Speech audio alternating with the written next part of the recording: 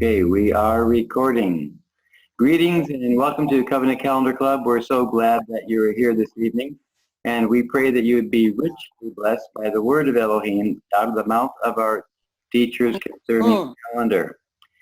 And before we begin, we would like to give those of you on YouTube and those of you watching just a big warm shout out and a big wave and say, shall we everyone?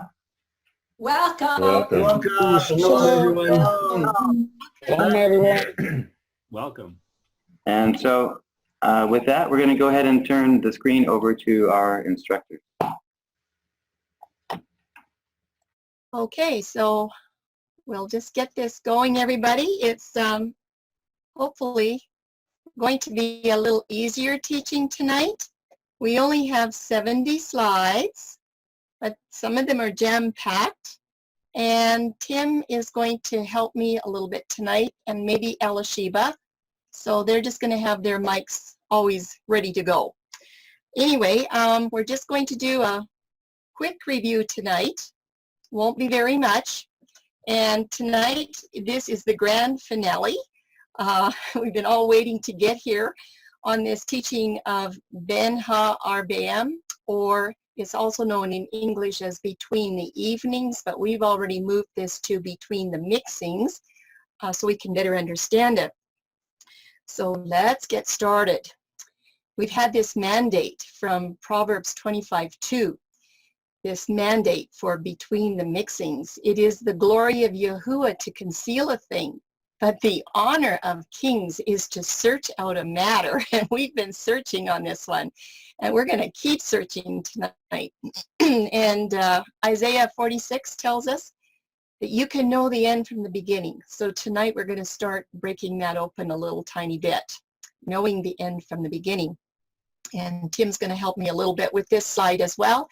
As we break open this Ben Ha-Arba'em, you have all seen this. It starts out with those letters right up here. He knows what they are, and I'm just going to let him go ahead and teach this slide, and I'll use my mouse to kind of follow him. There's not any animation so that you can see it. Okay, Tim? Okay, I'm ready to go. The phrase is Ben Ha-Arba'em, and of course Hebrew reads from right to left, so we're going to start on the right. Beit Yod Nun, that's Ben. That is what we understand in English as between. And the letter He. And then we have Ayin Resh Beit. That is the letters that make up Ereb. That is what we are calling the cornerstone of covenant calendar. That is one of the most important words that we have studied to date. After those three letters comes Yod and Mem. And that word is Arba'em. That is mixtures, as in the light and darkness mixtures. And that is a plural word, and Arba'em is plural for Arab, H6148. That is where we see the mixtures events happen. And this is a very, very, very important word. Point number one, there is only one evening Erev in 24 hours. However, point number two, there are always two mixtures, Arab, in 24 hours. And this is vital to understanding calendar. Yes, and everybody should take a good look at this slide because we might have a quiz one day. And the reason that we're emphasizing the word evening so much is because the question usually comes up, well, if the day starts in the morning, why isn't morning more important than the word evening? So we're going to break open a little bit of that tonight. I just have a very short review, as short as possible, and we're just going to just keep going, not too much animation here tonight. But this is where you'll find these two mixtures. One at dawn, the dawn twilight. It's called Boker, and it's always dawn twilight, Boker is. And then we have another one at the dusk twilight mixture, which is Erev. Those two are going to be seen in every 24-hour cycle. In English, the word is mixtures, and in Hebrew, Arba'em. Arav is singular, A-R-A-B, Arab is basically a plural. But I shouldn't say that. A rob is also a singular, but when you add the I-am, it makes it plural, just like moed is a singular for feasts and festivals, but when it's moedim, it is plural. So it kind of works a little bit the same way. And we have found that the word arev, or evening, is the foundation of the whole covenant calendar. And day start is at twilight. It is not at sunrise. So to understand this term ben ha-arba'im, or most commonly known as between the evenings, and we came to an understanding in English that it was easier to understand between the mixings, because these twilight times at dawn and at dusk are just that, they're mixings. What mixings? There's two of them every single day. It's the mixing of boker, or the dawn twilight in the morning, and then we have a mixture of arev, or the dusk twilight in the evening. So anything between sunrise to sunset, that is a between the mixings. And this between is right here for the day season, and then we have another one over here for the night season. I'm going to show you that. In the scriptures, it gives us two sets of between the mixings in the Torah, and the very first one that comes up is in the night season, and it's in Exodus 12, verse 6. That's your Passover in Egypt. And the second story is in Exodus 16. This is the story of the quail and the manna. And both of these narratives talk about a night season between the mixings. This is between dusk, or actually darkness, at the time of darkness, all the way to the time of dawn. So that's the first set of between the evenings in the Torah. It's night season. Now, we might kind of think, well, why isn't the light season first? It isn't. And I think there's a really good reason for this. But let's look at the second set.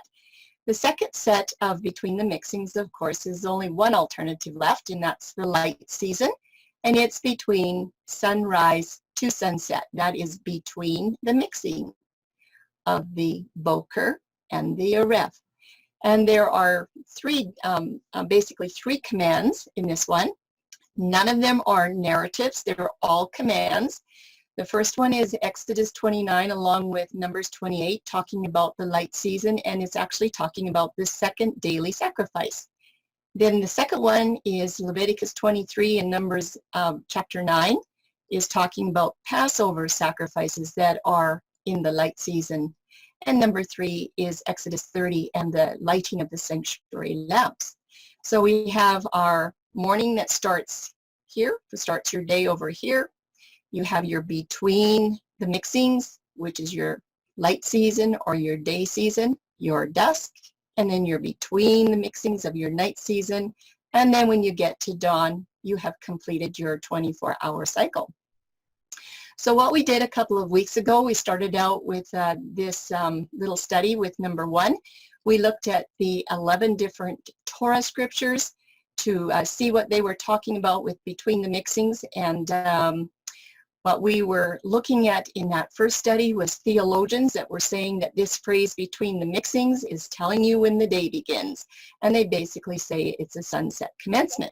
Well, we didn't find one single thing about 11 Torah references that had anything to do with sunset.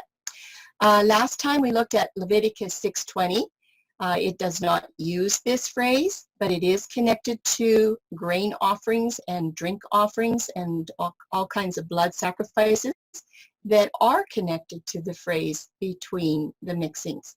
So tonight, we're going to carry on with the second part of this part 2, and we're going to examine Deuteronomy 16:6 very, very closely for about half of the study. And we want to see if there's any connection to this phrase, ben ha-arba'im, and if so, what is it? Why is this particular verse so important? And then after that, we are going to continue on into the Gospels and to look at the Passover days in the Gospels. And of course, they're all revolving around Yahusha. So that is going to be the ending part, and we're going to learn from the beginning. So knowing the end from the beginning, okay? Or knowing the beginning from the end. As I said last week, we talked about the grain offerings in Leviticus 6:20 and the lighting of the lamps. And if there's anybody here that's new tonight, I just have like 3 slides for a review. What we determined that there was some questions. So here's the first one. When the grain offering was tended to at the Rev night, now this was the very edge of the dusk mixing after sundown. It's just coming on tonight. So when the grain offering was tended to at this Rev night portion, were the lamps trimmed after the grain offering and then going on into the night season, or were the lamps trimmed somehow during the day season or during the Rev mixing? Because we were learning that the lamps were trimmed after all of the sacrifices were done for the second portion of the daily offerings. Well, we did find that the lamps did shed some light on this little question, and we found some puzzle pieces starting to fit together. So we'll just go over a little bit. The lighting of the lamps is found in Exodus 30 verse 8, and you do find this phrase between the mixings, to light these sanctuary lamps. It is right there. So we found that the lamps would be basically trimmed during the day season and usually always after the evening daily offerings. Now that included the blood sacrifices, and then the grain offering went on top of that. And we also learned that the drink offering was poured out either on top of the grain offering and the other blood sacrifices, or the drink offering was poured out at the base of the altar. The priests could partake of the grain offering, but they never, ever, ever partook of the drink offering. It was always poured out, and we learned out something special about that last week. Now, Leviticus 6:20 does not link to this phrase between the mixings, but it has a verse there that talks about the grain offerings, and we know that if there's a grain offering, there has to be a drink offering that goes with it automatically, and these offerings were being offered right up to the night. So the question is, if the lamps are trimmed after the Erev night time frame and after the completion of the second set of daily offerings, then these lamps are not being trimmed between the mixings in the day season. They're actually going to be trimmed between the mixings of the night season. So that could be a possibility. So there was some flexibility there. Okay, so we did that. And the final conclusion for these grain offerings and the lighting of the lamps is basically this. When all the sacrifices and the offerings were completed for the evening requirements, whether that was during the day season or the Erev night, only then were the lamps trimmed. The lamps were trimmed last as far as I could find out. So what we found is that Leviticus 6 and Exodus 30 really do fit together, even though they do not share, they don't both have this term. They really do fit together. Then we started out with deer and headlights. We started out with Leviticus 6:20. It is an utmost challenge. It was a hard section to get through. And tonight we're going to do the surprising part of Deuteronomy. But anyway, in Leviticus 6:20, we had a bit of a challenge to connect a lot of different ideas. We were connecting ideas between these grain offerings and the drink offerings. Excuse me. And then we wanted to know how these offerings connected to the daily blood sacrifices. And then we wanted to know how all of that was getting connected to between the mixings. It was kind of a puzzle. But tonight in Deuteronomy 16:6, we'll probably have some surprises, and I think you'll enjoy this tonight. This passage addresses only the Passover sacrifices, and the stipulation is upon entrance into the land. So now we're asking the question, how does all of this connect to this phrase, Ben Ha-RBM? How does Deuteronomy 16:6 connect? And so it is time to find the connection between Leviticus 6:20 and Deuteronomy 16:6, because neither one of these scriptures uses this phrase between the mixings. It's kind of an interesting puzzle. So we're starting out with Deuteronomy 16:6 tonight, but the whole section is actually verses 1 to 8. And these 8 verses are talking about a Passover review. Moses is giving instructions to the people. He's probably near ready to end his life and take his rest. So he's giving a review. I love the book of Deuteronomy for that reason. But anyway, here is what Deuteronomy 16:6 says. And as we're reading it, you might recall that there's a lot of sunset keepers that use this phrase specifically to say that the day starts at sunset. So here's what it says. But at the place which Yahuwah thy Elohim shall choose to place his name, and that was eventually in Jerusalem, there thou shalt sacrifice the Passover at even, at the going down of the sun, at the season that thou camest forth out of Egypt. Now those words, at even, are the ones that are commonly used to define creation's day start at the going down of the sun. And what does everybody say? It's at sunset. So there you go. It says at even, at the going down of the sun. There is no more questions, and that's what I've been told. But anyway, we're going to look into that a little bit further tonight. So the command is from Moses, and like I said, it's a very popular verse by a lot of Sabbath keepers and theologians, people that have written a lot of commentaries that many of us respect. And without a doubt, they say the Sabbath begins with sunset. But what does Moses have to say? Okay, here's some questions. We always have lots of questions. Have you ever wondered why the darkness at the cross arrived at the 6th hour and not the 3rd hour or 9 o'clock in the morning on Roman time? Why did it get dark at noon? Why didn't it get dark when Yahushua went on the cross? And what do these questions have to do with the study on between the mixings? That's a good question too. So one little scripture and just a whole bunch of surprises. And like Isaiah 46 says, we want to know the end from the beginning. And tonight, we want to know the Gospels in the end of this study, how they link to what's happening in the beginning in Torah. We want to see how that's working together. So let's get started with Deuteronomy 16. And we need to do some definitions too. And like I said, theologians absolutely say that this verse proves the day commences at even, at the going down of the sun, because verse 6 says so, and that's it, and there's no discussion. I've heard this so many times. And honest to goodness, friends, you can ask him. I asked him about a year ago, what does that verse mean? And we both had to sit there and say, we don't really know, but I think we know tonight. So here's a fact. In verse 6, there's about 40 words. Now here's the problem.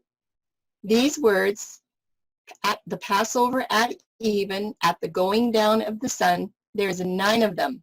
So 9 words were removed from a verse that had 40 words, and they were used to define the day start.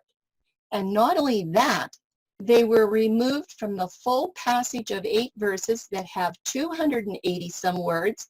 And as soon as you do that, you've lost all your context. And we know we've studied this already with Genesis 1:5 and the evening and the morning were the first day. And we've also done this with Leviticus 23:32, where it says, at even when the sun did set on the 9th day. So this is not anything unusual. But anyway, the context is completely removed. And guess what? To the common everyday person, everything seems correct. They don't see anything wrong with it because it sounds good. We were taught the same thing, never ever challenged it. But we're into taking challenges, aren't we? But there is something else that we should do first, is this word Passover. It needs to be defined because it has more than one definition. One of the definitions is the Passover festival. And we all know that that's going to consist of Passover day and 7 days of unleavened bread. And you're going to have first fruits or wave sheaf in there, and you're going to have a weekly Sabbath. So Passover festival is one definition. Second definition is the Passover sacrifice. Had to be a perfect male of the first year. And the third definition is the Passover meal or the Passover Seder. And this was always to be eaten during the night season. So when you're talking to somebody about Passover, you need to make sure you're both talking about the correct definition so that you can communicate with each other. But the thing is that we're looking at a passage that has 8 verses. So my question is, how many of these Passover definitions did Moses describe in Deuteronomy 16:1-8? And I'm just wondering if Elisheba could open her mic and help me with this next slide. It's just reading some verses from Deuteronomy. And as she's getting ready to do that, I'll just mention to you that it's all color-coded, and you'll be able to see where these definitions come in. So Elisheba, I'll turn it over to you. Thank you, Charlene. This is slide 16, if people have gotten a little lost. Deuteronomy chapter 16, verses 1-8, and Passover definitions. 1. Observe the month of Abib and keep the Passover festival unto Yahuwah thy Elohim. For in the month of Abib, Yahuwah thy Elohim brought thee forth out of Egypt by night. Thou shalt therefore sacrifice the Passover unto Yahuwah thy Elohim of the flock and of the herd in the place which Yahuwah shall choose to place his name there. 3. For the Passover meal, thou shalt eat no unleavened bread with it. No leavened bread with it. 7 days shalt thou eat unleavened bread therewith, even the bread of affliction, for thou camest forth out of the land of Egypt in haste, that thou mayest remember the day when thou camest forth out of the land of Egypt all the days of thy life. And there shall be no leavened bread seen with thee in all thy coasts 7 days, neither shall there anything of the flesh, Passover meal, which thou sacrificest, Passover sacrifice, the first day at even, Areb, H 61:53, remain all night until morning. Verse 5, thou mayest not sacrifice the Passover within thy gates. This is different when they were in Egypt, which Yahuwah thy Elohim giveth thee. Verse 6, but at the place which Yahuwah thy Elohim shall choose to put his name in, there shalt thou sacrifice the Passover at even. Areb, H 61:53, at the going down of the sun, at the season that thou camest forth out of Egypt. Verse 7, and thou shalt roast and eat it, the Passover sacrifice, in the place which Yahuwah thy Elohim shall choose, and thou shalt turn in the morning and go unto thy tents. And verse 8, the Passover festival. 6 days thou shalt eat unleavened bread, and the 7th day shall be a solemn assembly unto Yahuwah thy Elohim. Thou shalt do no work therein. Thank you, Elisheba, because it's really, really important that we read all of these verses so that we get the content and the context so we know what's going on. And truly, everyone, that was my mistake 1 year ago when I couldn't understand verse 6. I did not take the time to read the passage, so I'm still learning too. But I have 2 notes here that I would like you to take note of. Note number 1, and everything's color-coded, so it'll be really easy to pick out what we're talking about. In verses 4 and 6, they do mention at even in with a rev being used, 6153, and in both cases, the context has to do with the timing of the Passover sacrifice. It has nothing to do with the timing of the day start. If you read verses 4 and 6 very carefully, there is nothing in there about the day starting at any time. It doesn't tell you. And note number 2 is this. Verses 4 and 7 both mention the morning. the morning exchange regarding this Passover sacrifice. And although this is the true beginning of the new day, I want you to note that the context is not about the day start. It's about this Passover sacrifice. So when you get a chance, maybe on Shabbat, sit down and just read this passage and you'll see very clearly what's going on here. We just read the words. It's all right there. Well, let's take just a closer look at this again, because the question is, are you sure that the day doesn't start at sunset? It sure sounds like it. And I'm here to tell you that the mandate of Deuteronomy 16:6 is not about when the day begins. So question is Deuteronomy 16:6 about Ben Ha-RBM? Is it about something about between the evenings? It says, but at the place which Yahuwah thy Elohim shall choose to place his name, there thou shalt sacrifice the Passover. That's what it says. Right there. This is what our context is. Passover. Then it goes on to say, thou shalt sacrifice the Passover at even, which is the dusk twilight. Thou shalt sacrifice the Passover at the going down of the sun, and thou shalt sacrifice the Passover at the season that thou camest forth out of Egypt. Now I put a little bit of emphasis in there. Maybe you already have the picture. And there could be some more questions that we all need to think about. I have 4 of them here tonight. We'll break them open. Is the word even in this scripture connected to this phrase, Ben Ha-RBM, or between the mixings? Is it? Is that word even connected to that phrase? Does the phrase at the going down of the sun really mean that a new day begins at sunset? Question number 3, does this phrase mean that when the sun goes down, it is dusk, twilight, or evening? Think about that. And question number 4, in which season was Egypt's Passover sacrifice offered? And we already did these, some of these questions in other studies, so you might know the answer if you were here. Well, the interlinear always seems to have some answers for us, and we will look at the interlinear tonight. For question number 1, the answer is the word even is not connected to the phrase Ben Ha-RBM. You can see here, here's Ba-Arav, 6153, and then we have Shemesh, which means the sun, and Bo, which means at the going down of the sun. So our phrase is not Ben Ha-RBM, it's Ba-Arav, Shemesh, Bo. Sounds very different because it is very different.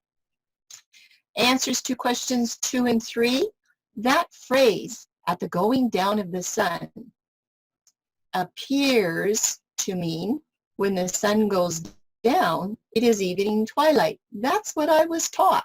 And I bet just about all of you were taught the same thing. Is it true for verse 6? Well, we're going to find out really soon. The context, though, of all 8 verses in this chapter addresses the timing around the Passover sacrifice, not the timing for the Passover day start. And don't forget, verses 4 and 7 did have some alignment with the day start before the morning of Abib 15, and that was because any lamb that was left over had to be disposed of before the morning of Abib 15. And number 4 question, in which season was the Passover sacrificed or offered in Egypt? Well, when we did our study, we found that the Exodus 12 Passover lamb was actually sacrificed in the night season, and that was using between the evenings, between the darkness of night till the dawning of the new day during the night season. More concerns and questions about Deuteronomy 16:6. This content and context of Deuteronomy 16 is a reminder from Moses about 3 yearly feasts. If you read the whole chapter, it's talking about Passover first, then it talks about the Feast of Weeks or Pentecost, and then it talks about the fall Feast of Tabernacles. The whole chapter is about what to do with these feasts. Verses 1 to 8 review the Passover festival And Moses is giving really specific instructions here before he dies of when and where that Passover sacrifice can be offered. Main context is not addressing day start. If you don't remember anything else tonight, I hope you don't forget that. And then, of course, verses 4 and 7 have those really interesting links to nothing to remain until the morning. Okay, you can go and read those verses in Exodus 12:10. And of course, the day start always has to align with Genesis chapter 1. But despite all of that information, sunset theory advocates still strongly suggest that this context of Deuteronomy 16:6 is the day start begins with the going down of the sun, and that's all there's to it. And I say now, unfortunately, their context of Deuteronomy chapter 16 has not been carefully considered, and neither has a proper day start study been done in any of the Torah books for verification. And I can now tell them you did not read the content and you did not read the context. You got to go back and read it again. So now that we know that, the next thing we say, well, now what? Now what do we do? What is the real purpose of this verse anyway? And I think this is the question of all questions. And as I said, they've been in the wilderness almost 40 years, and Yahuwah is using Moses to give a reminder to the people so they do not get this mixed up. The timing options for sacrificing this Passover lamb when they come into the land of Canaan. Now, we already learned in the other weeks that they were to do the morning sacrifice and the evening ones at certain times. So Moses is coming here to say there are certain times when you can offer this Passover lamb. It had different instructions. But this is interesting, this verse. It's not just a command. It is also a prophecy. And that prophecy has to satisfy the timing of every single Passover sacrifice for the next 1,500 years. And ultra important, it has to fit in with the plan for Yahusha. So this command is really specific for every single Passover sacrifice that was going to happen once they got into the land. And absolutely, this verse is jam-packed with information that's going to be totally missed if a proper study on Ben-Ha RBM is not done. And that's what we've been doing for about the last 3 studies, is trying to figure out what's going on with this verse, okay? And we have found that the theologians really don't understand it either. Well, Moses outlines the real purpose of this verse pretty easily. He answers it right through the context. There's no question at all. You just have to read the words. And I do want you to note what he outlines very clearly. 3 distinct time frames for the Passover sacrifice. I'm going to put them up on the screen again. But at the place which Yahuwah thy Elohim shall choose to place his name in, there thou shalt sacrifice the Passover at even. In other words, at dusk, twilight. This is not Ben Ha-Riem. This is dusk, twilight. Okay? So you shall sacrifice the Passover at even or at the going down of the sun. What does that mean? And then he says, at the season that you came out of Egypt.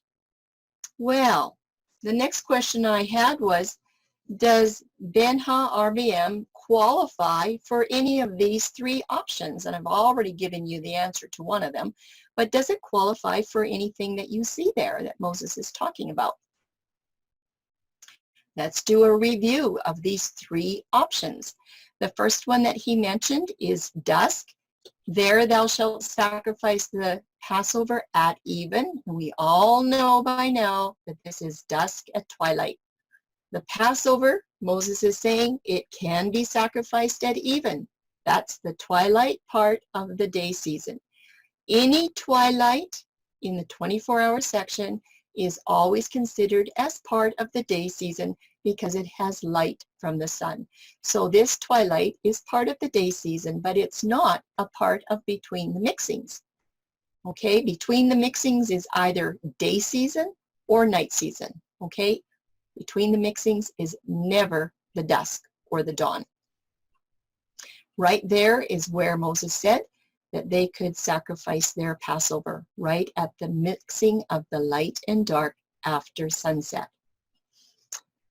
These words at even have absolutely nothing to do with sunset beginning any new day. There is no context for that whatsoever.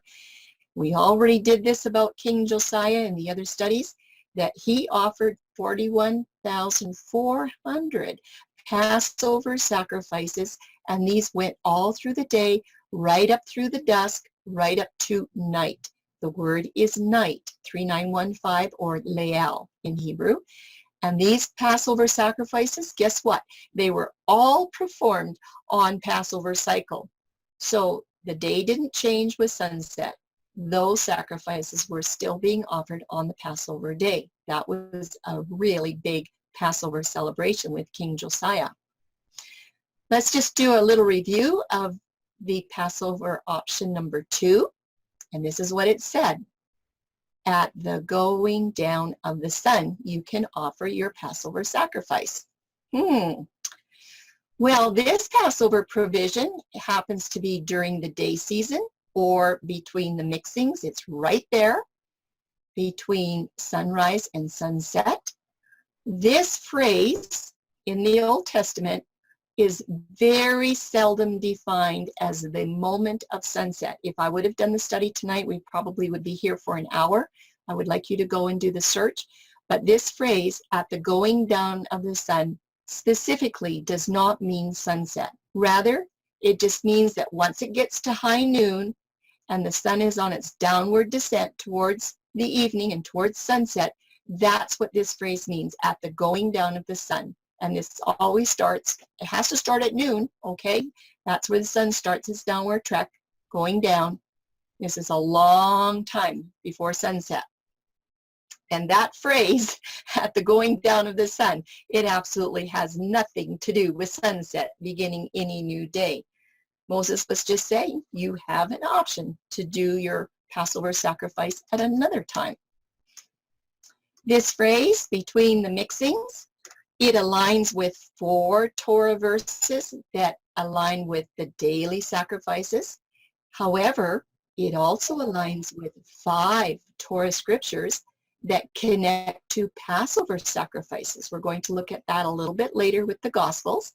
So there was a provision made for the evening daily sacrifice to be offered during the day season, and that opens the way for the Passover sacrifice to also be offered during the day season. I could not figure out why that was happening, but I think we'll find out tonight. The third option that Moses gives, he says you can offer this Passover sacrifice at the appointed season. Season is 4150, an appointed time, at the appointed season that thou camest forth out of Egypt, and that was at night. So Passover can be offered at the night season, the Passover sacrifice. That was the time that it says came out of Egypt, but they were coming out of the bondage of slavery. They were still in the land of Egypt. They were just being delivered from the bondage that night. But that sacrifice, from now on, Moses didn't do this in the wilderness. And he said, not within your own gates, like it was in Egypt, but it has to be where Yah chooses to place his name. And the sacrifice was always to be eaten at the night season, during the night season, in all 3 cases. Right there is the night season, and that is between the mixings of the night after dusk, just before dawn. And once again, there is nothing in this part of the verse that has anything to say that sunset begins any new day. There's nothing in there whatsoever. And there is evidence of night season Passovers in the Old Testament. We've already done them. Moses in Egypt was a really big one. That was the first one that was recorded. And then King Josiah in Jerusalem, and that was 624 BC. So they had the instructions right. But the question that we want to get to tonight is there an antitype for Yahusha in the Gospels? We'll be getting there eventually. So a little review of Deuteronomy 16:6 in these Passover options. One was a really big review, or a great big witness, with King Josiah and his 41,000 Passover sacrifices during the day season, which is called at the going down of the sun. That's when they were offering them, and they continued all the way through the twilight mixing period right up to night. And then, of course, Egypt's Passover was during the night season. And the New Testament witness that we have, historical witness, is from Josephus, of 250,000 or more Passover sacrifices that were offered during the day season, and that is the time frame of between the mixings, between the mixing of the Boker and the Arev. We're going to look at that quote again. These are three witnesses for this Passover timing options. But Isaiah 46 says that you can know the end from the beginning. So we want to know the Gospels from the Tanakh. We want to work backwards as well now that we understand this phrase. Deuteronomy 16:6 and how it relates to this evening Arev definition of 6153. This is probably the most important slide in the presentation for this verse. And I want you to pay really close attention. This is a semi-conclusion for this section. And we're going to take a little bit of time here. I'm going to put up the definitions for Arev. And I want you to look at the question, will Deuteronomy 16:6 hold an interesting surprise in this search right now? Let's go. I want you to note, we've already done some of those other scriptures like Exodus and 2 Chronicles 35. We've done a few of those. Those scripture references align with each of the three distinct definitions that we have in Arev with reference to the daily evening sacrifices and the Passover sacrifices. So let's put this definition up. It's really simple. Evening, 6153, Arev, and there is a primitive root, 6150. The very first definition of evening is dusk, and that is the dusky twilight after sunset. That is the definition of Arev, period. That's it. But we found this in Deuteronomy 16:6 when Moses said that you could offer the sacrifice at even. It was also in 2 Chronicles 35. The second definition that is listed for 6153 according to the King James Version, the words that it will use is day. And Deuteronomy 16:6 says that too, at the going down of the sun. You can offer it. So does King Josiah. The third definition or word that is used in King James is even, or it can be evening or eventide. Basically means the same thing as dusk. It's a twilight. And the third one is night. And once again, we have Exodus 12:6 using night. Leviticus 6:20 with those grain offerings is taking it up to the night.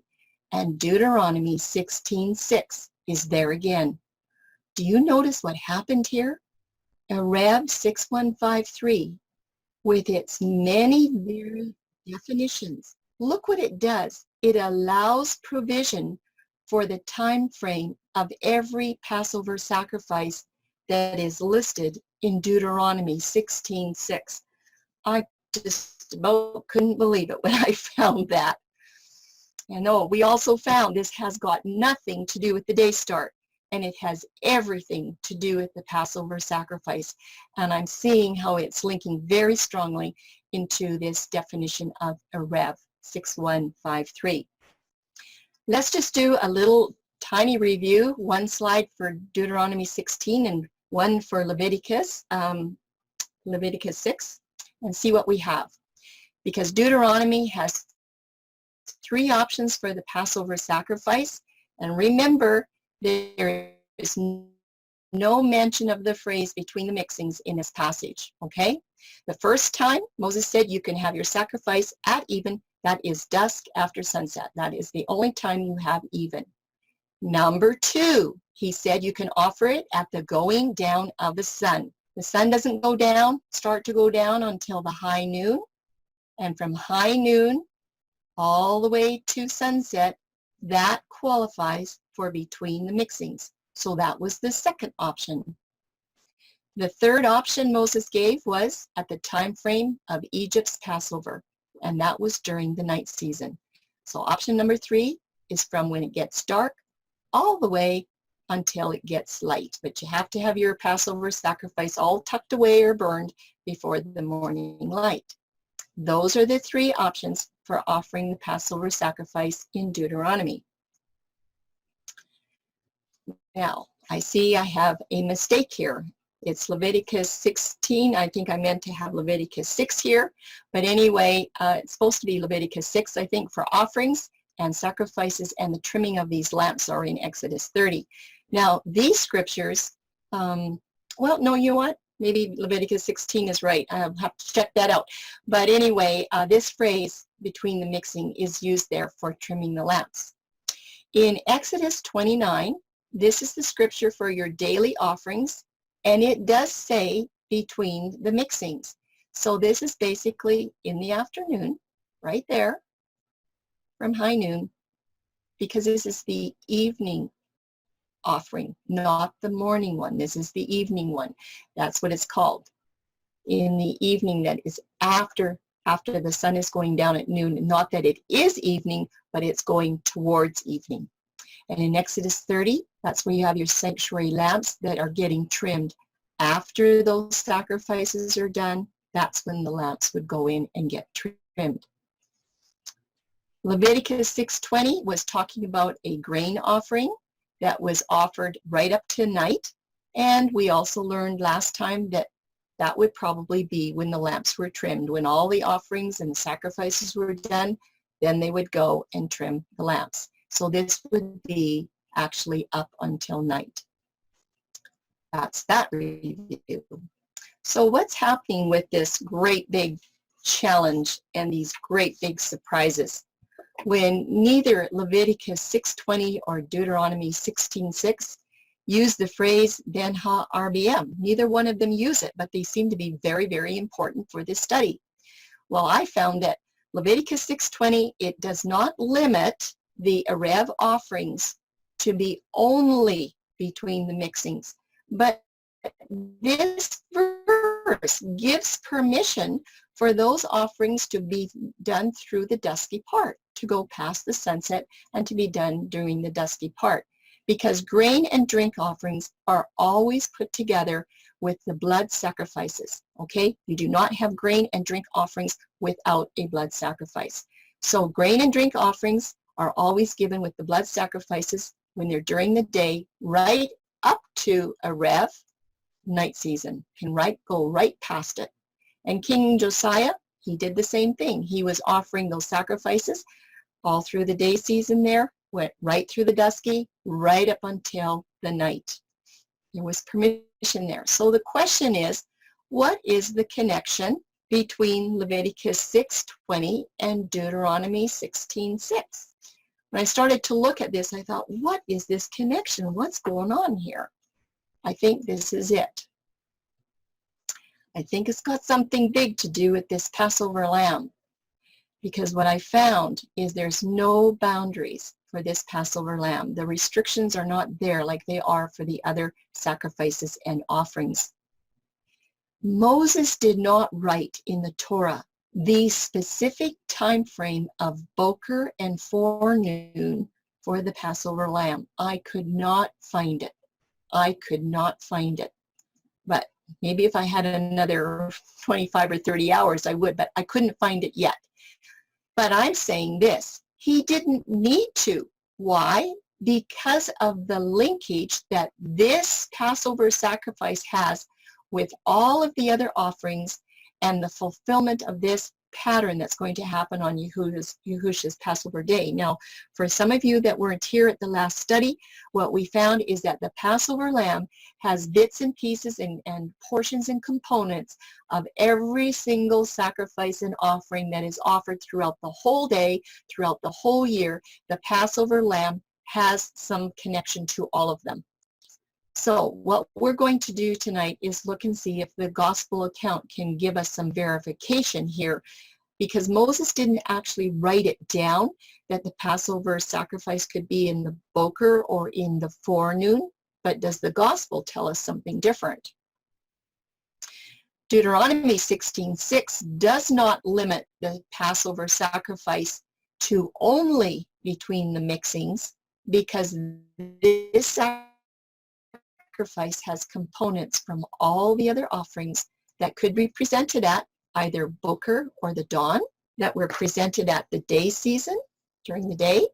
That's between the mixings, whether they were presented at dusk, and then there's one more at the night season. Okay, the night season of Ben Ha-RBM. Passover doesn't get any limitations at all. It has full reign of the full 24 hours, and I think that is amazing. So that finishes up our Deuteronomy section. We've discovered that Passover sacrifice has a full 24-hour spectrum for the sacrificial timelines. It is not restricted like the other sacrifices are. It's got free reign, just incredible. And it should have free reign because it's a very important sacrifice. But what about the patterns of between the mixings on Yahusha's Passover day? So we're going to now just do a little comparison with the Old Testament patterns to the Passover in the Gospels to see how this fits in with Ben Ha-RBM. In the Gospels, it does speak of 3 Passovers, and they all have to do with Yahusha.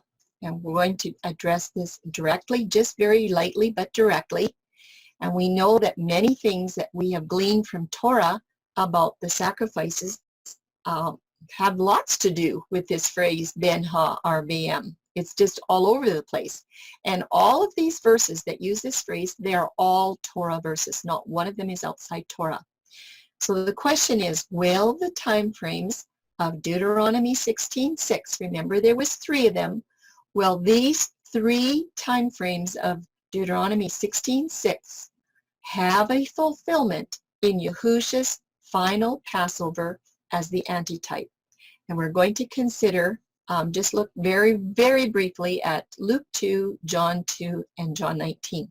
That's where you'll find these 3 Passovers. Now, we've already had this slide on one of our first teachings, and so it's just a little tiny review. The very first Passover spoken of in the Gospels is Luke 2. It's a narrative. It's about Yahusha when he was age 12 and went to Jerusalem for his first Passover. The next Passover, and it's actually number 8 because we found 6 of them in the Tanakh, but number 8 is Yahusha's Passover. You will find it in John chapter 2 when he's starting his ministry. It's part of the narrative. He's just been baptized by John the Baptist, and he's starting his ministry here. This is the first Passover for him in his ministry. The Last Supper, I'm going to put it in here as point number 9. It had Passover instructions. You'll find this in the 3 synoptic Gospels, and it is narrative, which means it is part of a story, but there was also commands listed to it. This is now at the end of Yahusha's ministry. I am not saying the Last Supper was a Passover Seder. I absolutely do not believe that. And we have other studies about that. This is at the end of his ministry, and now he is giving them instructions of how they're going to celebrate Passover from now on, and when they're going to do it, and where they're going to celebrate it together the next time together. And of course, you know that's in heaven. He said we will do that in the kingdom. The last Passover is in John 19. It's story, it's narrative. This is Yahusha's Passover sacrifice at the very end of his ministry, and that's where the rest of this study is going to focus on. It's the very most important part of all. What does the crucifixion Passover day and those events have to do with this phrase, Ben Ha-RBM? That's what we want to find out. But before we can really understand the importance of the Passover sacrifice, we need to have a general understanding of all the sacrifices. This is going to be a little bit different than what we did last week. And there's also many kinds of sacrifices offered at various times throughout the year. And really, it's a very interesting study, but it's just very, very involved. So we're just going to do something very light tonight. basically, out of all the sacrifices, what my question was when I was looking at this is, will one of these sacrifices, or some, take priority over all the rest? Like, is there one that's going to be top dog? And another question is, did the Feast of Tabernacles sacrifices have the most sacrifices of any feast? That's a question worth asking as well.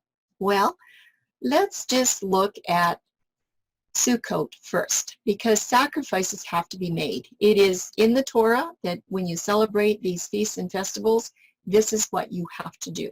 And this was from a chart, just, chose it, kind of checked it out. It looks pretty good.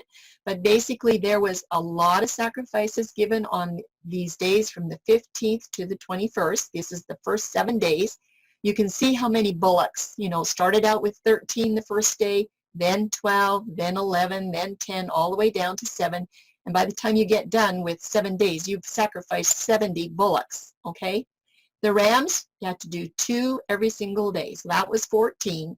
Lambs, 14 lambs every day had to be sacrificed at Sukkot. 98 at the end of 7 days. And the summary, they give you the summaries there, but at the bottom, a grand total, everybody, for just Sukkot, 182 sacrifices. That is not including the last great day. That's a lot of sacrifices, okay? So I just went kind of hunting around a little bit, and this is approximate estimate here. These numbers are approximate, so if I have them off by 1 or by 10, you'll forgive me, but basically just to give you an idea of how many sacrifices were offered at the sanctuary every single year. Basically, you have 4 sacrifices every single day. You have 2 in the morning, that's your burnt offering and your peace offering. 4 of those a day, 2 in the morning, 2 in the evening, and that comes to 1,460 sacrifices in 1 year. Then you have all these extra sacrifices. You have extra ones if you have a weekly Sabbath. Those daily sacrifices get doubled right there. They're double. They're double on the Sabbath. So 52 Sabbaths in a year, you're going to have double, 104. If you have extra annual Sabbaths, there was extra sacrifices. And look here, new month sacrifices. I would like to study this one out.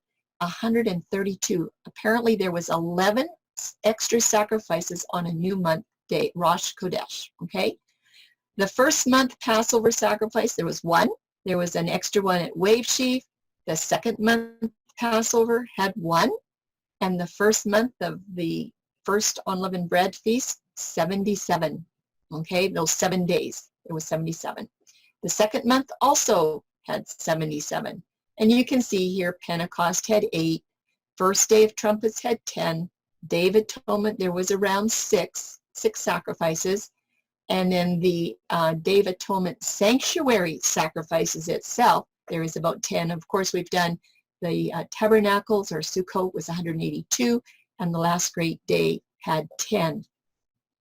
All you have to do is take your calculator and add it up.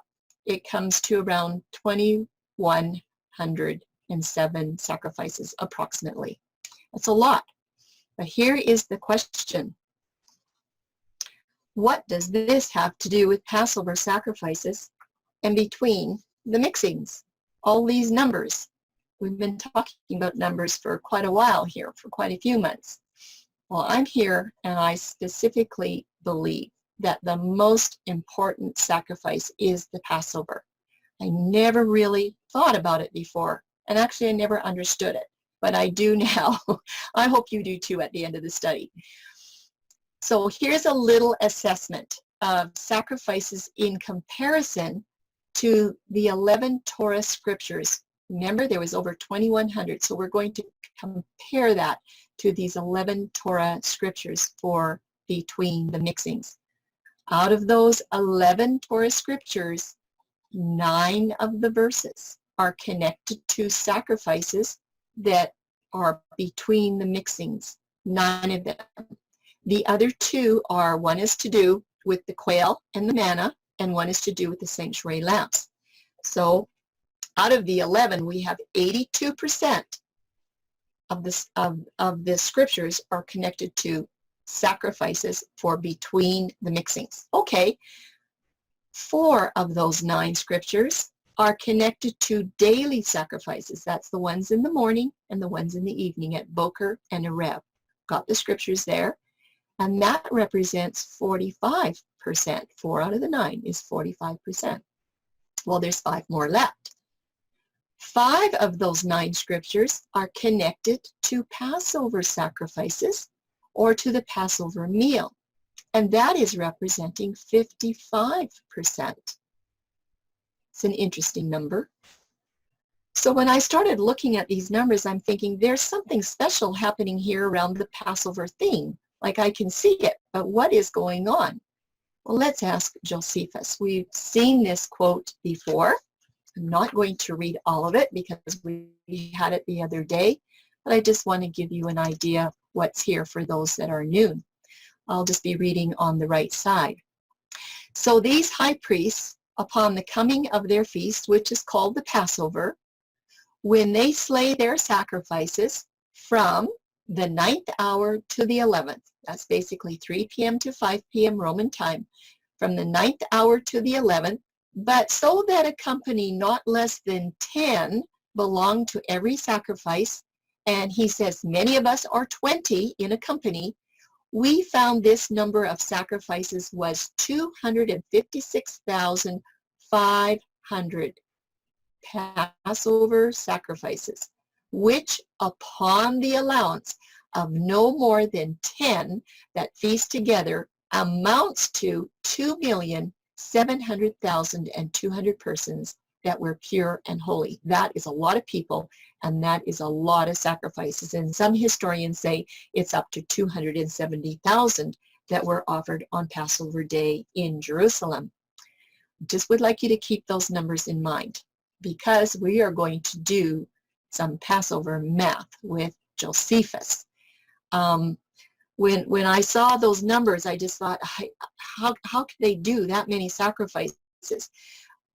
Friends, we have no idea of what was going on here. We're not used to this. Not many of us have done this, but there was like over 2 million people there. This is not a large place with all of these animals being slain. Can you just imagine? It's bumper to bumper, shoulder to shoulder, and lambs probably buying and all kinds of things going on. Just kind of picture in your mind what was happening at Jerusalem on Passover Day.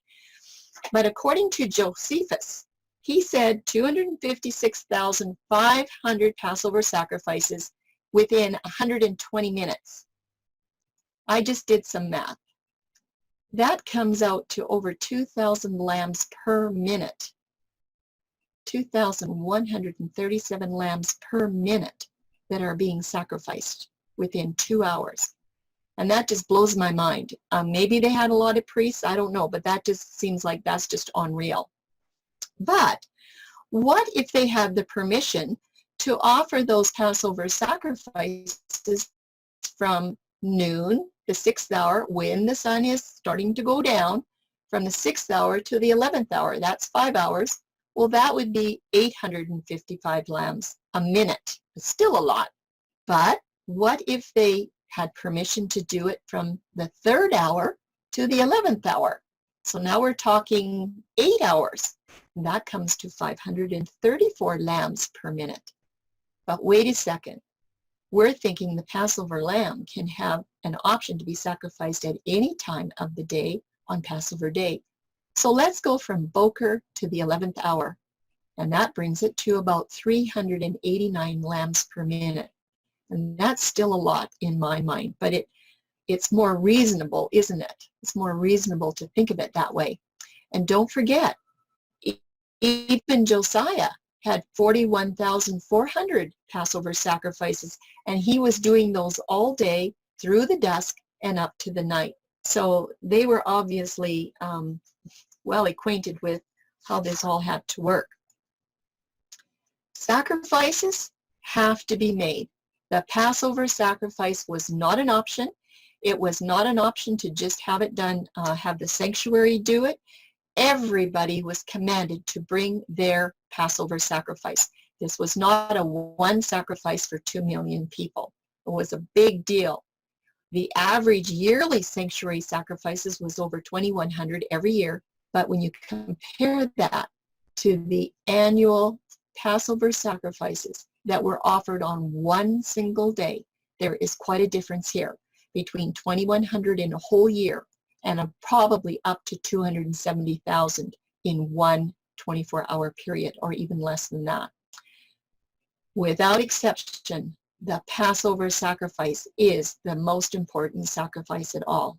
There is just no way out of it. It is very important. So something's going on here with this Passover sacrifice. And does it link to Yahusha? Does it link as a type and antitype? Well, let's look a little bit first at what determines the most important sacrifice for Passover, because Daniel has some clues in his prophecies. He says in Daniel 9:27, and he shall confirm the covenant. He, Yahusha, shall confirm the covenant with many for 1 week. He says in the midst of the week, he shall cause the sacrifice and the oblation to cease. Right there, the fourth cycle or Wednesday, right at about 6 o'clock is the absolute midst of the week. And Josephus said that all the sacrifices were done by 5 o'clock in the afternoon. So by 6 o'clock, Daniel said by the midst of the week, everything was supposed to be done. All the sacrifices and all the offerings. That would be like the grain and the drink offering. Okay? So lots was happening on that day. Indeed, Yahusha's Passover was completely finished, and it didn't matter if there were tens of thousands of other Passover sacrifices and had been offered in those 1,500 years. When he gave his sacrifice, those were all taken care of. It didn't matter when they were offered, what time of the day. It didn't matter as long as it was on that 24-hour cycle of Passover day. So some final moments around Yahusha's Passover. We're going to look at this in some detail, a little bit of detail, because this Passover sacrifice that he gave when he gives himself is the most important of all the sacrifices. Of course it is. What else could it be? He is the ultimate Passover lamb sacrifice, and he has to fulfill every sacrifice, and he has to fulfill all of the time frames. Yahusha has to be the antitype for everything. But how is this antitype found in all of these sacrifices and time frames according to the Torah? So we're going to do a little brief outline of Yahusha's Passover day and how he fulfilled all of these Passovers sacrifices, all of the Passover time frames, and all of the Passover types. There's going to be 9 slides, and they're charts, okay? So we'll start at the beginning. This all started when Caiaphas, the high priest, tore his robe. This was on the Abib 13 night season. He tore his robe. He disqualified himself as the high priest, and he condemned Yahusha as the sacrifice to die. He didn't know what he was doing, but he was the one that got it all started. And then in Mark 14:72, we have a rooster crowing.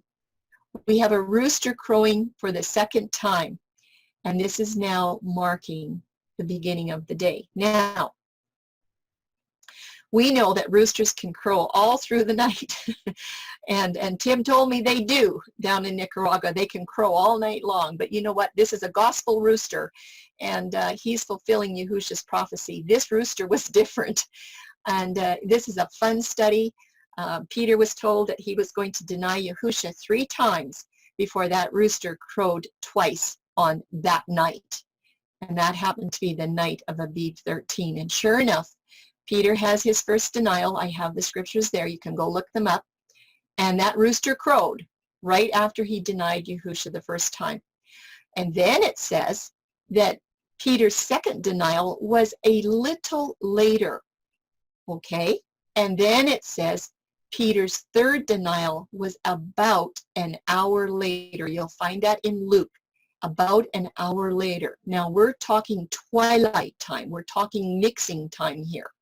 And it also says that when he denied Yahusha the third time, while he was speaking, that rooster was crowing the second time. That rooster knew exactly when to crow. And Mark 15:1, which is the very next verse after verse 72, it says, immediately in the morning, and I looked up the word, it's proi, and it means daybreak watch. Mark says, immediately in the morning. That is when the Jewish leaders deliver Yahusha to Pilate. So that is when he has been chosen by the Jewish leaders to be the sacrifice. Very, very interesting. We'll just carry on from Mark 15:1, where he says, immediately in the morning, Yahusha is delivered to Pilate. And this is where Yahusha is starting his Passover day, immediately in the morning. There is no waiting around. Exodus 29 commands that the first daily sacrifice was to be in the morning at Boker. This is dawn twilight. This is not any other time. It's supposed to be at Boker. And that's exactly when Yahusha lands up in front of Pilate. It was at the very beginning of Passover, Abib 14.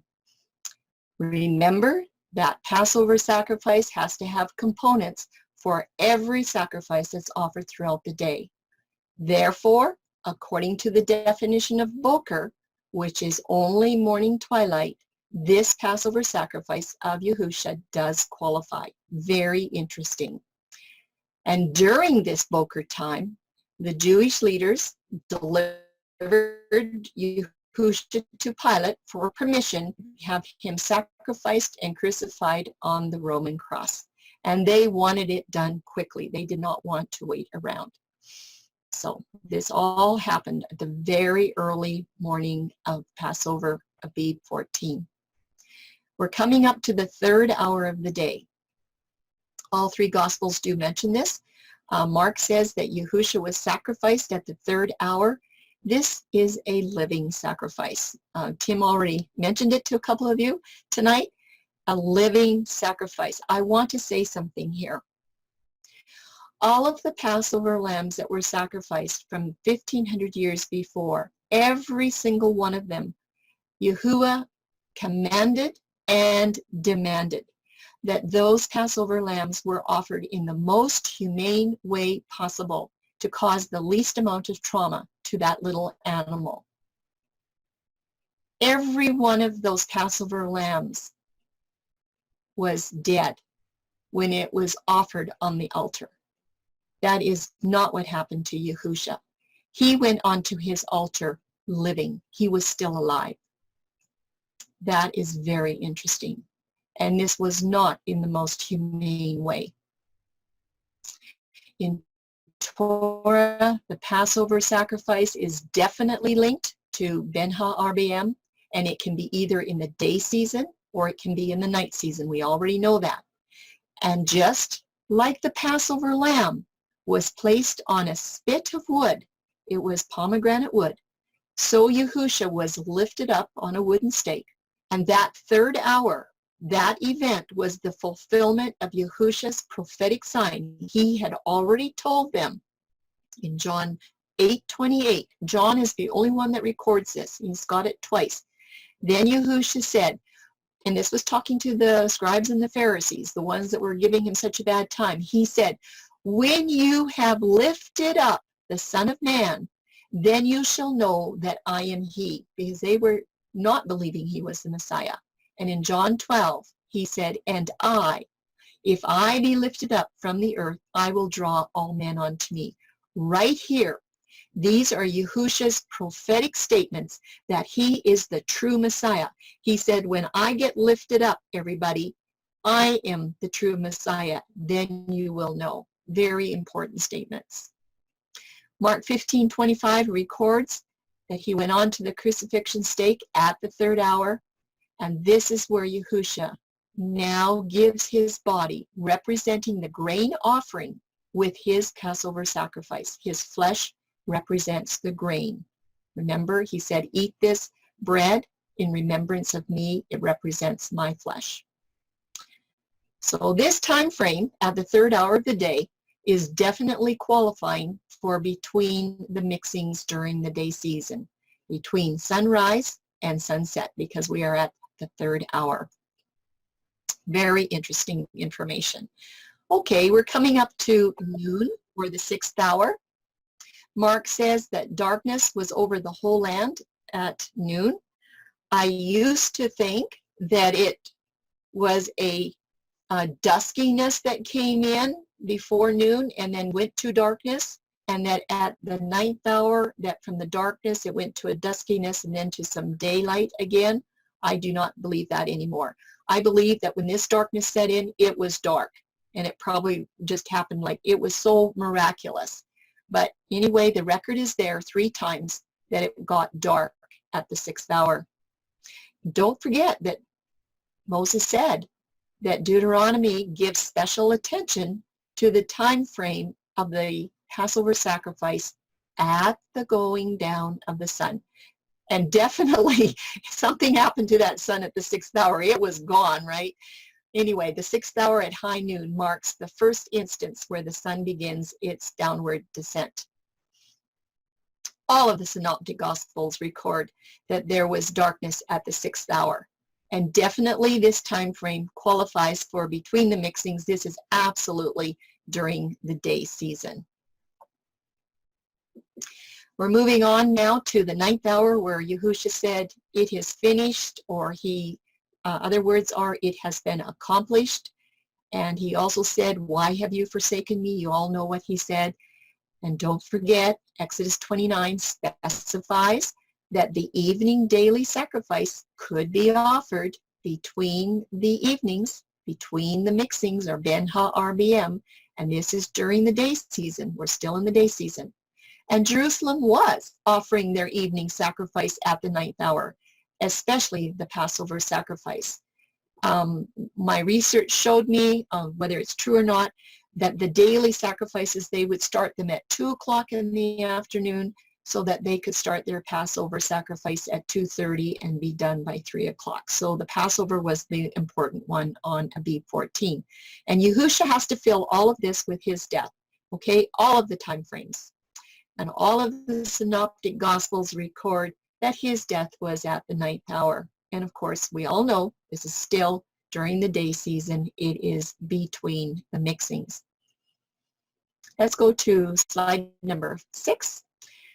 We're coming up to some interesting information here. This is after the 9th hour.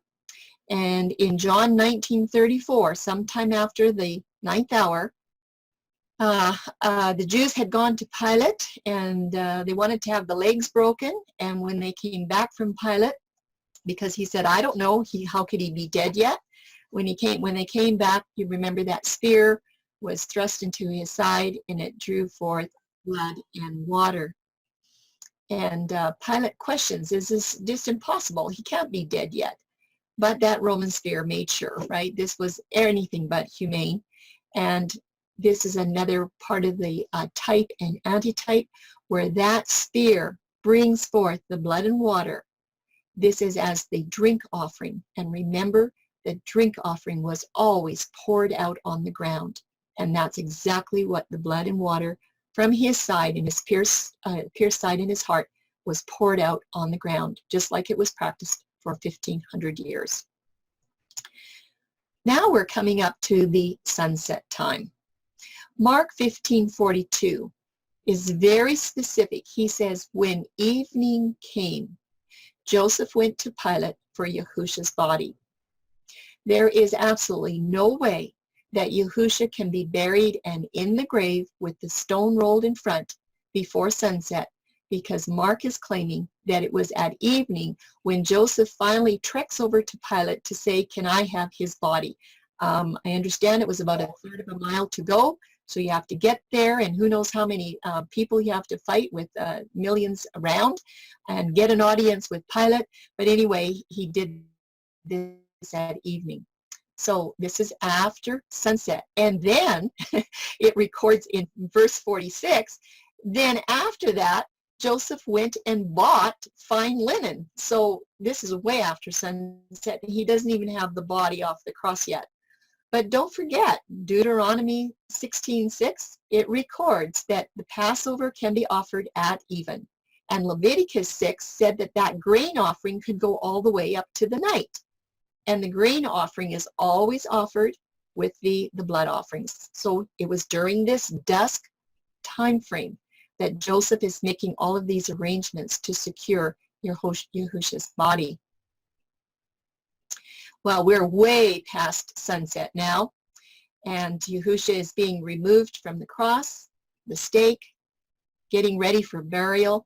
And this is, according to the custom of the Jews, that could be another whole study, this was something that took a lot of time.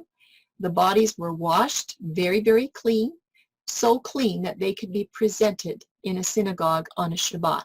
So this was a lot of work to clean this blessed body. But Deuteronomy 16:6, it gives permission to have this Passover antitype during the night season. Just like when they came out of Egypt, they were celebrating at night. Exodus 12, verses 8 and 10 allow for the handling of the Passover lamb all night long when they were eating it. And this is exactly what Joseph and Nicodemus were doing. They were handling Yahusha's body all night long, getting ready for burial. And then comes the big event. They worked all night long to get his body prepared. And he is laid in the tomb. The women quickly come and inspect it. And it does record that the high Sabbath was beginning to grow light.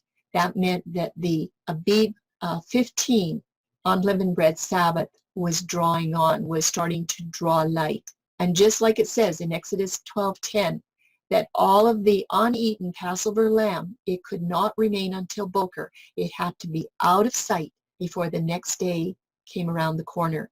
And that's exactly what happened with Yahusha's burial. It was completed just before the unleavened bread Sabbath daybreak arrives. So Yahusha has fulfilled every single type and antitype. And I'm sure there's many more that we have not done tonight. We'll do that in our big study. And there is extra material in the study that we did last year. You can find it in the 2018 series. And if you specifically look at slides 31 to 44, it will give you some extra information on that word even or evening that Mark uses, because I'm going to tell you why. Because the word that is used in Greek, the very first definition is afternoon. But it's the book of Mark, and 6 times in the book of Mark, he specifies to you which definition to use, because the last definition of that word evening, and I can't remember what it is in Greek right now, but the last definition is the dusky part of the twilight.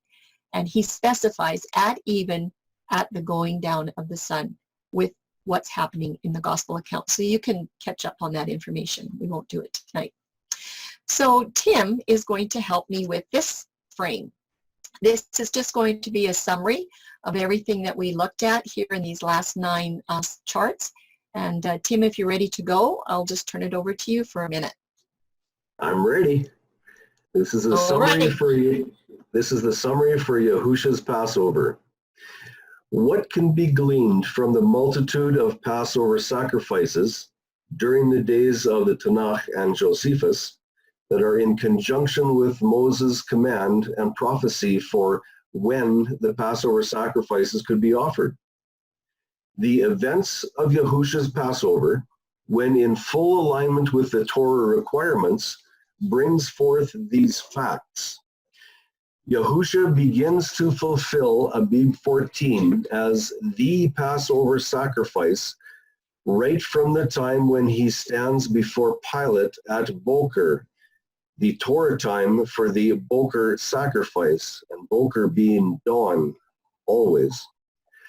Yahusha's body does not get lifted up as the grain offering and living sacrifice until the 3rd hour from dawn, the beginning of the sanctuary morning sacrifice, which now qualifies for between the mixings. Number 3, the marker at noon, when it went dark, is the point where the Deuteronomy 16:6 prophecy is fulfilled, and also the 9th hour timing when Yahusha as the Passover sacrifice dies. Both time frames qualify for between the mixings.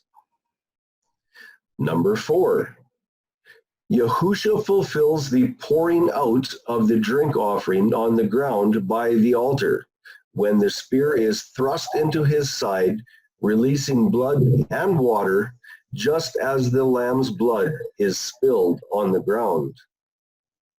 Number 5, Deuteronomy 16:6 has a place for the Passover tasks at even, that would be twilight, when Joseph and Nicodemus received permission to secure his body. Number 6, Exodus 12:8 and 10 is the type for the handling of Yahusha's body during the night season, or between the mixings, for burial to be completed before the Boker daybreak ushers in Abib 15. This is also the Deuteronomy 16:6 time frame that linked to Egypt during the night season.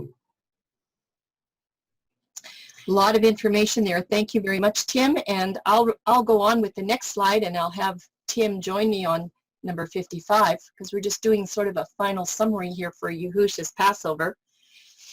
Yahusha's antitype sacrifice fulfilled every previous sacrifice of the sanctuary, including a multitude of sanctuary and individual Passover sacrifices for 1,500 years.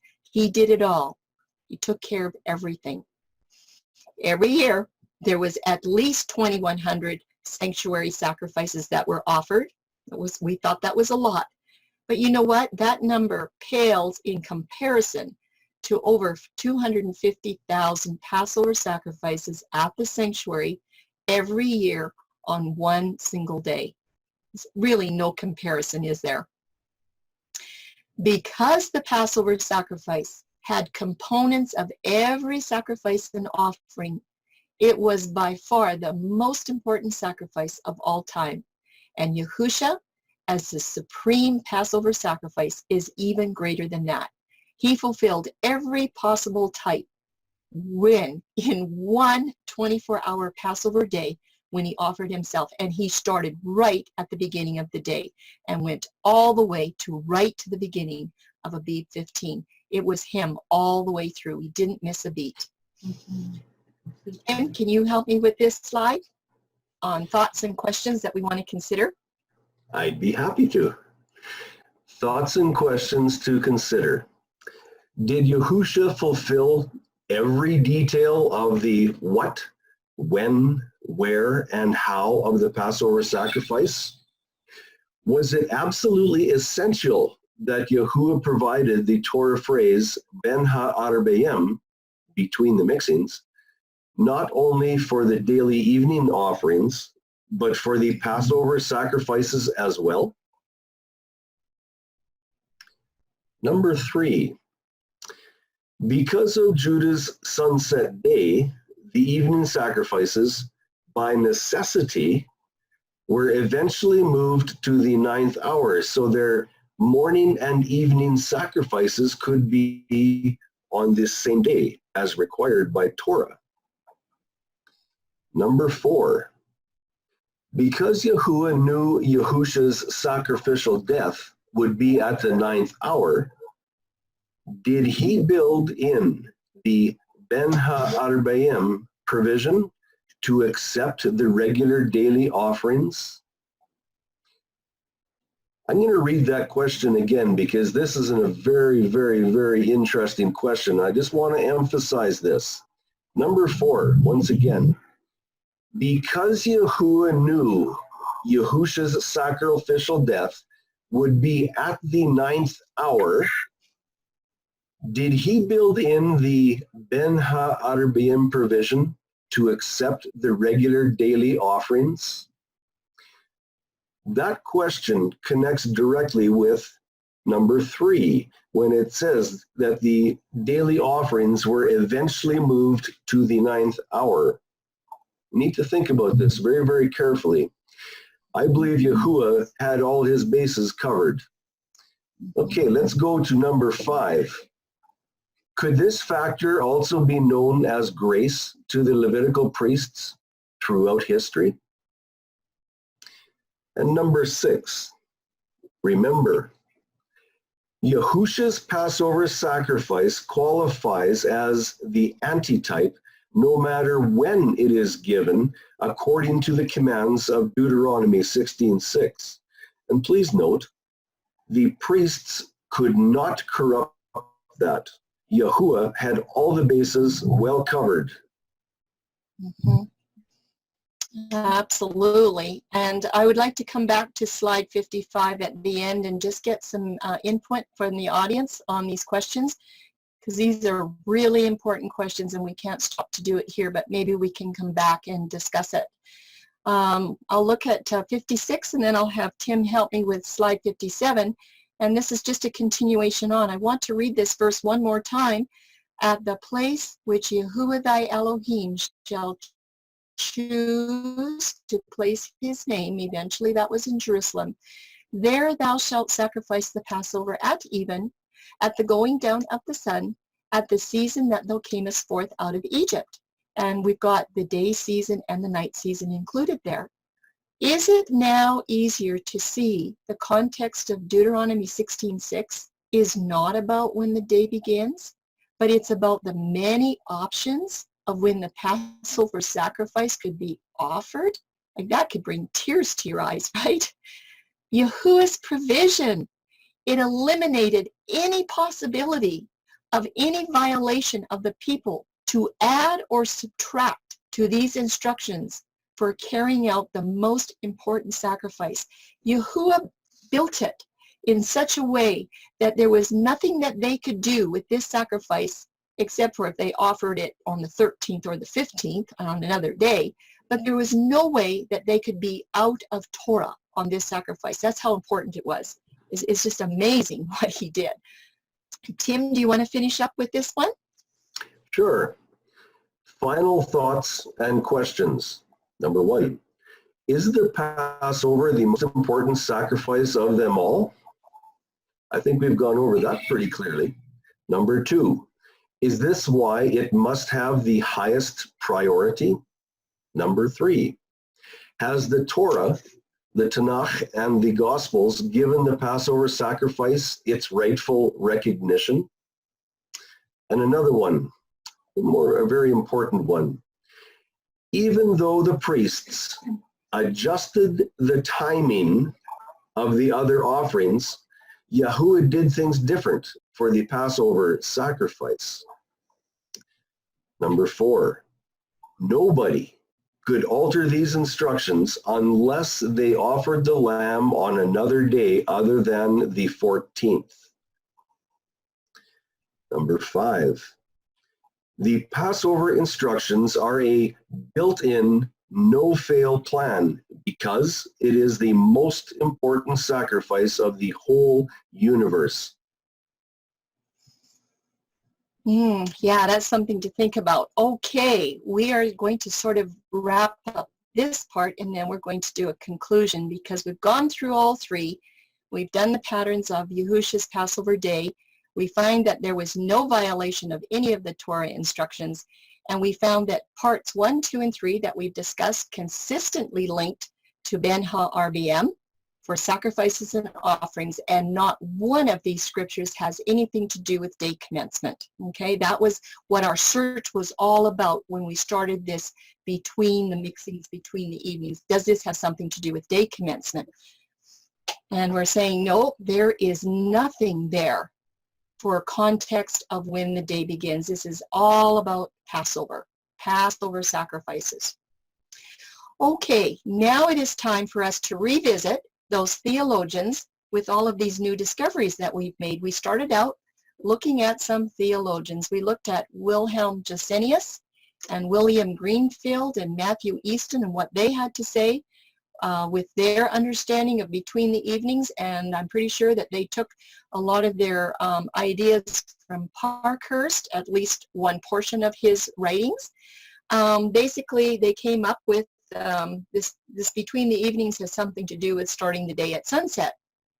So all three of these theologians declared that this absolutely means this means in every 24-hour cycle, and they're saying there has to be these 2 evenings to declare a sunset commencement. We're not going to go into those quotes tonight.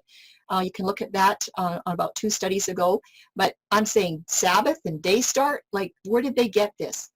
But these 3, I only chose 3 theologians, and these happen to be 3 very popular. These are 3 people that a lot of people look to their comments to see what to understand. But I'm saying that you can understand it better from the scriptures. Just study it from the scriptures. So we made a chart. We said, let's take these theologians to a challenge. And this was the end result of our little study. And we had Gesenius was just sort of doing a review. He just kind of did a review. Well, one evening is at noon, one is at sunset, one's in the deep twilight. But basically all Gesenius was doing was telling you what the Karaites were doing, because they said the first evening is at sunset and the second evening is at deep twilight, and that space in between there is between the evenings. And then the Pharisees and the Rabbinists, they said, oh, no, you're wrong. The first evening is at noon, okay, when the sun starts to go down at high noon, and the second evening is at sunset. So between the evenings has to be between noon and sunset. Well, then Greenfeld came along, and he said, no, the first evening is at 3 o'clock in the afternoon, or the 9th hour, and that second evening is at the 11th hour. So he was sort of following what Josephus was saying and saying, you know, between is between the 9th hour and the 11th hour. And then Easton, he was kind of in a line with the Pharisees. You can see that. And he did say that dusk is the period that follows sunset. So they were just not agreed. There was no unity there whatsoever. But what we have found is that in every 24 hours, it only has one evening, but there are 2 mixings. There are 2 twilights. And we have found that all 3 theologians are absolutely incorrect in saying that every cycle has 2 evenings. And people were telling me this like a year and a half or so ago, and there was no way I could explain this because I didn't really understand what this was talking about. Number 3, did Torah agree with their concepts for the placement of between the evenings? Remember, Torah has said between the evenings can be during the day season or it can be during the night season. And not one of them says one thing about the night season. And I'm here to say Torah will never agree with contaminated study sources and their authors. And I'm also here to encourage everybody, know what the scriptures say so that when you're looking at other commentators and theologians, you can know how to compare it. You've got to start with the scriptures first, because there's theologians and they just would all say something different. And it's like, which one do you pick, right? Anyway, so I don't think the theologians have a crutch to stand on. Not very much. There's no question about this as far as I'm concerned, because this term between the evenings, or Baha RBM, it has absolutely nothing to do with Yahuwah's day start, as these theologians steadfastly claim. It's just not there. And of utmost importance, this phrase links to the time frame of the Passover sacrifice, which, friends, is way more important than day start at this point in time. It's all about him. Since this word of you about this word morning, because we're saying that the day starts in the morning. Why isn't the word morning or boker declared the foundation of the calendar? If the day starts with the morning, why isn't the word boker the foundation of the calendar? Why is it the word evening? And has that got something to do with this phrase, Ben Ha-RBM? We should probably take a look at that. There is only one word, erev or even or evening, that can connect these dots so that this phrase, Ben Ha-RBM, can be completely understood in its entirety, demonstrating that there are 2 mixings in every cycle and not 2 evenings. Only the word erev. Boker can't do it. The foundation of the calendar. Do you see some puzzle pieces that are starting to come together to give an answer? Think about these 2 questions. Without this phrase, Ben Ha-RBM, being so dominant in the Torah, how many people would think to look at the fact that boker or bakar, which is the primitive root boker, is also an arav mixing? How many people do you think would go and try to figure that out? Or would most people conclude that arav is really only connected to erev and it has got nothing to do with boker or bakar? How many people would just say that? They probably would, and I probably would too. But now we know a little bit more about erev, and we know a little bit more about boker because we know a whole lot more about that phrase, Ben Ha-RBM. There is another reason why erev for between the mixings is so important.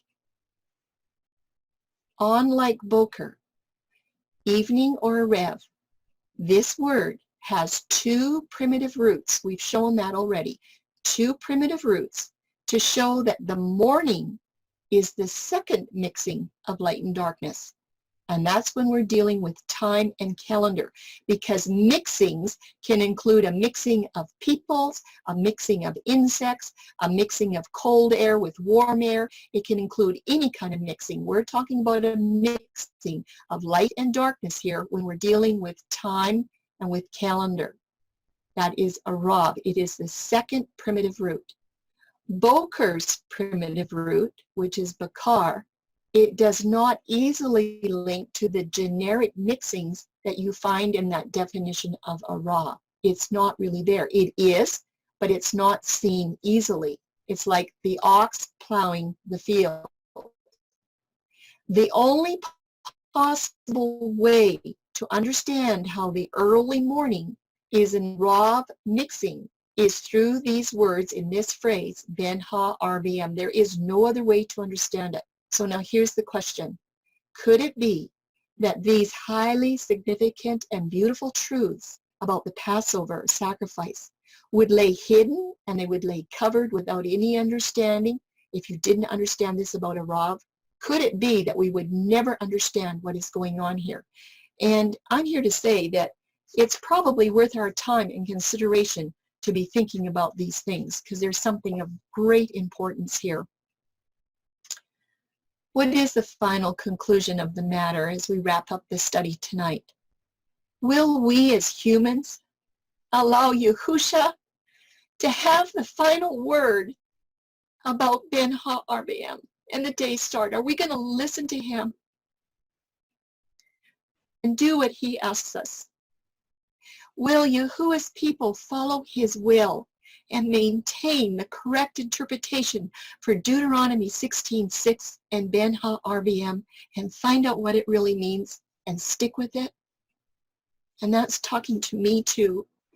Tim and I have been wrestling with this phrase since spring of 2013, could not figure it out. And I bet there's a whole lot more to it, but this is what you're getting. So take your studies and help us out. There were some really great things happening at these Ben Ha-RBMs. The first great one was a night season. The first one that's mentioned. It was Passover in Egypt. And there was a lot of people that were putting blood on that doorpost that night. What did they say? What did they estimate? 600,000 men plus women and children, their families, were getting ready that night. That's probably way over 2 million people that night that were celebrating Passover in Egypt. On that night season, it was a lot of people. But there was another, was the final one. This is the one that was celebrated at Calvary. And it was the only time that a living sacrifice went on the altar, because all of the other Passover lambs were killed with a humane manner before they were put on the spit. But not Yahusha. He was put up there as a living sacrifice and not in a humane way. From a third-hour living sacrifice to become the ultimate sacrifice in the one light season, Yahusha has covered every requirement in perfection. He didn't miss a beat. And then he said, it has been accomplished. It was all done. He did it. He accomplished and he fulfilled every single type for every single Passover before. It was done in his life on Passover Day. We've been saying that it is the glory of Yahuwah to hold a secret, but it is the honor of kings to search out a matter. In Proverbs 25:2, if people say to you, you're studying too much, you're going way too deep, you're going to study yourself right out of whatever, there's no point in that. Don't you believe them, friends. It is the honor of kings to search out these matters, to understand these deep truths. And Luke, this is mentioned many times in the Gospels. I'm choosing Luke 8:17 because it says, for nothing is secret that will not be revealed, and nothing is hidden that will not be known and come to light. And it also says, to those that search, more will be given. But if you don't, what you have will be taken away. It's worth it, friends. It's worth it to search these things out and to find out what's going on. And trust me, Isaiah 46:9-10, and the other 6 scriptures in Isaiah that all say the same thing, you will know the end from the beginning. And I'm here to say tonight that it is the Gospels, and it's Yahusha and his Passover sacrifice in the Gospels at the end that tells you what happens in the beginning in Torah. It's all right there, but you have to know the Torah too. Anyway, it's a big study. It's lots of fun. I'm sure there's questions and comments, and we'd love to have them. I just want to thank you all for being patient tonight as we've gotten through this. We're done, and I just want to encourage you to keep studying. That's it.